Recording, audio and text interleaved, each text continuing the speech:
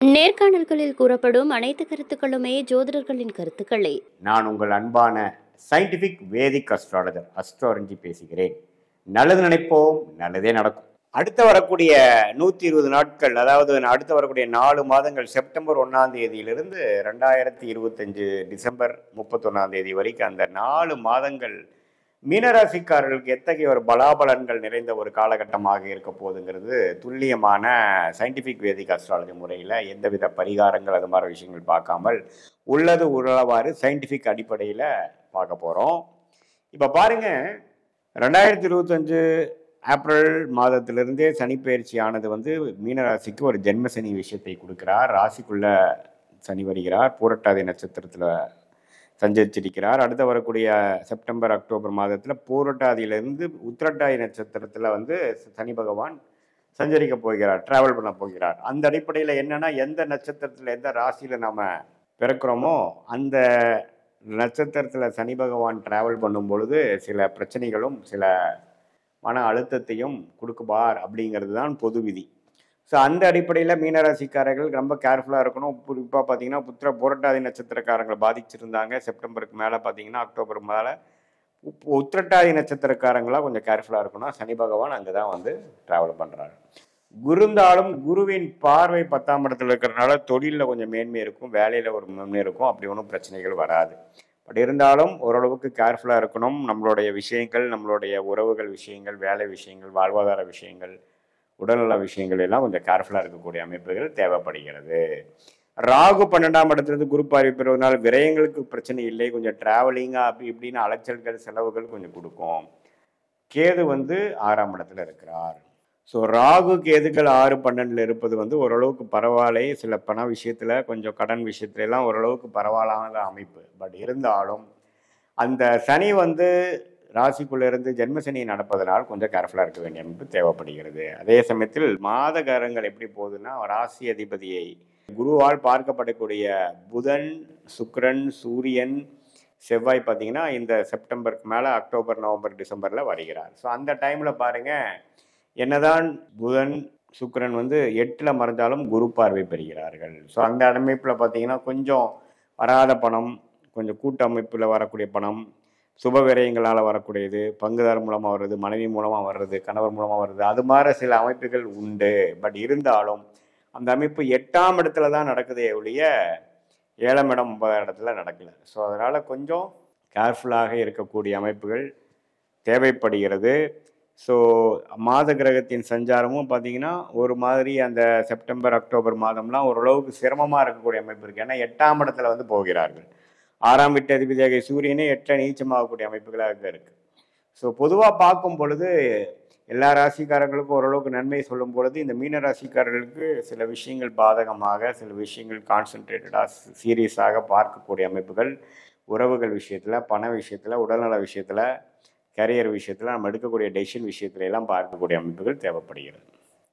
So இதுதான் ஒரு பொதுவான பலன்களை தவிர உங்களுடைய ஜென்ம ஜாதகத்தில் நீங்கள் பிறந்த தேதி, பிறந்த நேரம் வைத்து எந்த மாதிரி ஒரு தசாபுக்தியில் பிறந்தீங்க, என்ன தசை, எந்த புக்தி, அந்த தசநாதன் முக்திநாதன் எப்படி இருக்கிறார், எந்த நட்சத்திரம் இருக்கிறார், நல்ல ஆதிபத்தியமான தசைகள் போய்கொண்டிருக்கிறதா அல்லது ஒரு சிரமமான ஆதிபத்தியங்கள் போய்கொண்டிருக்கிறதா, குருவின் பார்வையில் இருக்கக்கூடிய தசைகளா, சனியின் பார்வையில் இருக்கக்கூடிய தசைகளா, இதெல்லாம் பார்த்து நம்ம சொன்ன இந்த கோச்சார மீனராசியோட கோச்சார அமைப்பு ஜென்மசனி அமைப்போட சேர்த்து பார்க்கும் பொழுது ஒன்றுமே ஒரு துல்லியமான பலாபலன்கள் எப்படி நமக்கு அடுத்த வரக்கூடிய 3 மாதங்கள் 4 மாதங்கள் இருக்க போகிறது, அதுக்கு அடுத்த வரக்கூடிய லாங் டேர்ம் விஷயங்கள் எப்படி இருக்குது, எந்த நேரத்தில் எப்படி எடுக்கக்கூடிய அமைப்புகள் இருக்குது, நம்ம பிராப்தங்கள் எது மாதிரி காமிக்கிறது, மாற்றங்கள் நிறைந்ததாக இருக்கிறதா அல்லது கொஞ்சம் ஸ்லோவாக போகக்கூடிய அமைப்புகளாக இருக்கா அல்லது கொஞ்சம் நம்ம எதிர்பார்க்குற விஷயம் உடனே நடக்கக்கூடியதா, கொஞ்சம் டிலேவோடு நடக்குதா, உடல் நலம் எப்படி இருக்க போகிறது, நம்மளுடைய நிதி நிலைமை, வேலை மாற்றம், வேலை உயர்வு, தொழில், அது மாதிரி விஷயங்கள்லாம் நம்ம எப்படி காட்டுது நம்ம ஜாதகத்தில் அப்படிங்கிறத இந்த பொது பலனையும் இந்த துல்லியமான உங்கள் ஜாதக பலனையும் மிக்ஸ் பண்ணி பார்க்கும் பொழுது அடுத்த வரக்கூடிய ஷார்ட் டேர்ம் லாங் டேர்மில் எது மாதிரி முடிவுகள் எடுக்கலாம், எது நமக்கு சாதகமாக முடியும், எது மாதிரி விஷயங்கள் நமக்கு பாதகமாக முடியுங்கிறது சயின்டிஃபிக் வேதிக் அஸ்ட்ராலஜி முறையில் எதையும் மிகைப்படுத்தாமல் உள்ளது உள்ளவாறு பார்த்து அதுக்கு தகுந்த மாதிரி வாழ்க்கையில் வரக்கூடிய திட்டங்களை நம்ம தீட்டி அதுக்கு தகுந்த மாதிரி நடவடிக்கைகளை நம்ம பிளான் பண்ணி நம்ம வாழ்க்கையை அமைச்சுக்குவேனால் தேவையற்ற செலவுகள், தேவையற்ற சமய விரயங்களை தவிர்த்து தேவையற்ற எதிர்நீச்சலான செயல்கள் பெற்று எளிதில் நமக்கு என்ன கர்மாவோ அதுக்கு தகுந்த மாதிரி ஒரு அமைப்பை நாம் எளிதில் செய்யும் பொழுது வாழ்க்கையில் ஒரு கிளாரிட்டியோட பிரச்சனை இல்லாமல் எளிதில் நமக்கு செய்யக்கூடிய கோல்ஸ், அது எந்த ஒரு வேலை வாய்ப்பு கோலாக இருந்தாலும் சரி, வேலை மாறுறதா இருந்தாலும் சரி, அதே சமயத்தில் வெளிநாடு போகக்கூடிய விஷயங்கள், ட்ராவலிங் விஷயங்கள், உடல்நல விஷயங்கள், அதே சமயத்தில் கரியரில் வந்து ஹையர் ஸ்டடீஸ் போகக்கூடிய விஷயங்கள், திருமண விஷயங்கள், காதல் விஷயங்கள், உறவுகள் விஷயங்கள், இது சொத்து விஷயங்கள், இது எல்லாமே வந்து நம்மளுடைய ஒரு பாவம் நம்ம ஜாதகத்தில் 1ஆம் பாவத்திலிருந்து 12ஆம் பாவம் வரைக்கும் இந்திய வேத ஜோதிடத்தில் சயின்டிஃபிக் அடிப்படையில் நம்ம பார்த்து நாம் இப்போ பார்த்து வரக்கூடிய அந்த கோச்சார் அமைப்பாகிய சனி, கேது, ராகு, குரு, இந்த மாத கிரகத்தின் ஆகிய சூரியன், சந்திரன், செவ்வாய், சுக்கிரன், புதன் எல்லாம் சேர்த்து வைத்து பார்க்கும் பொழுது எப்படி வந்து வாழ்க்கை நமக்கு பிராப்தம் இருக்குது, நம்மளுடைய ஜாதகம் எதை நோக்கி போகக்கூடிய அமைப்பு இருக்குது, நமக்கு எது சரியாக வரும், எது சரியாக வராது, எந்த நேரத்தில் எந்த முடிவு எடுத்தால் நமக்கு பாதகமாக இல்லாமல் எந்த நேரத்தில் நம்ம வந்து வேகமாக போகணும், எந்த நேரத்தில் நம்ம கொஞ்சம் அடக்கி வாசிக்கணும் அப்படிங்கிற மாதிரி எல்லா விஷயங்களும் மாணவர்களாக இருந்தாலும் சரி, சீனியர் சிட்டிசனாக இருந்தாலும் சரி, நடுத்தர வயதினராக இருந்தாலும் சரி, இளம் வயதினர் அதாவது 23 25 வயசு காலேஜ் முடிட்டு வெளியில் வரவங்களா இருந்தாலும் சரி, அல்லது கல்யாணமான புதிய தம்பதிகளாக இருந்தாலும் சரி, குழந்தை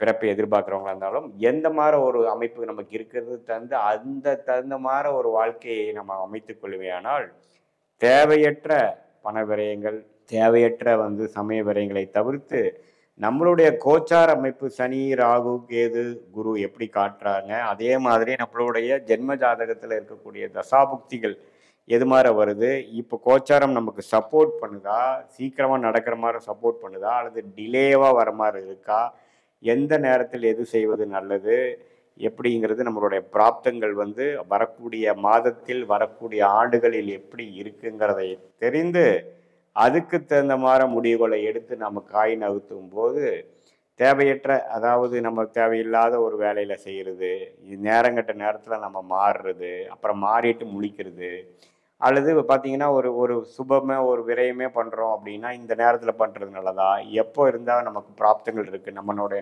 நேரம் எப்போ நல்லா இருக்குது, அந்த டைமில் பண்ணால் ப்ராஃபிட் அதிகமாக வருமா, எது மாதிரி விஷயங்கள்லாம் இருக்குங்கிறது நம்மளுடைய தசா புக்திகள் அந்தரம் சூக்ஷம லெவலில் நம்ம பிரித்து பார்த்து நட்சத்திரம் எப்படி இருக்குது, அந்த நட்சத்திரத்தில் என்ன கிரகங்கள் இருக்குது, எந்தெந்த கிரகம் எது மாதிரி அமைப்பு கொடுக்குது, உங்களுக்கு யோகமான தசைகள் எப்போ வருது, யோகமான புக்தி எப்போ வருது, அப்போ அல்லது இப்போ போயிட்டுருக்கிறதே என்னதான் மீனராசிக்கு ஜென்மசனி நடந்தாலும் ஓரளவுக்கு நல்ல அமைப்பு தான் போகுதாங்கிறது கூட்டி கழித்து நம்ம பார்க்கும் பொழுது சயின்டிஃபிக் வேதிக் அஸ்ட்ராலஜி முறையில் துல்லியமான பலன்கள் சொல்லுது. அதுக்கு தகுந்த மாதிரி வாழ்க்கை முடிவுகளை நீங்கள் எடுத்து வாழ்க்கையில் வெற்றி பெற முடியும் என்று நான் சொல்ல விரும்புகிறேன். மீண்டும் மற்றொரு காணொலியில் சந்திப்போம். நன்றி, வணக்கம்.